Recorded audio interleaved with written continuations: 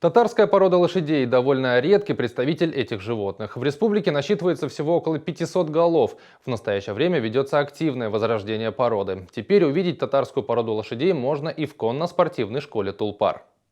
Сейчас в конно-спортивной школе «Тулпар» живут 6 представителей этой породы. Лошади не отличаются особой дружелюбностью к другим видам, говорит тренер, но к людям относятся хорошо, особенно любят детей.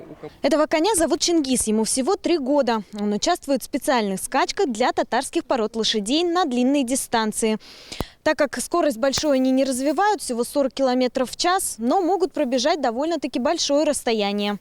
На территории Татарстана эти лошади попали с европейских земель более 2000 лет назад. Их использовали в военных операциях, ведь они отличались храбрым и отважным характером. Немаловажным преимуществом была и выносливость этих животных. Лошади легко приспосабливаются и выживают в самых трудных условиях, способны идти без остановки 8 часов. Они очень верные, готовы защищать своего хозяина при любой опасности. Если вы сидите верхом, есть какая-то опасность, вы можете довериться этой лошади, отпустить повод, схватиться за гриву, и она сама себя начнет защищать.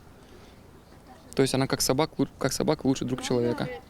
Самая преданная порода, можно так сказать. В Великую Отечественную войну лошадей также использовали в военных действиях. После 1945 года порода утратила свою популярность. К тому же в стране вышел закон, запрещающий использовать лошадей в качестве транспортного средства. С этими породами мы начали заниматься в этом году, потому что после Великой Отечественной войны запретили выводить. И сейчас вот те в деревнях, где остались вот эти вот породы, мы занимаемся, возрождаем новые традиции Татарстана. Породу лошадей татарская включили в федеральный госреестр только в конце прошлого года. Министерство сельского хозяйства республики поддерживает разведение этой породы. Фермеры получают субсидию на покупку этих лошадей. Кроме того, на содержание татарской породы производятся ежегодные выплаты.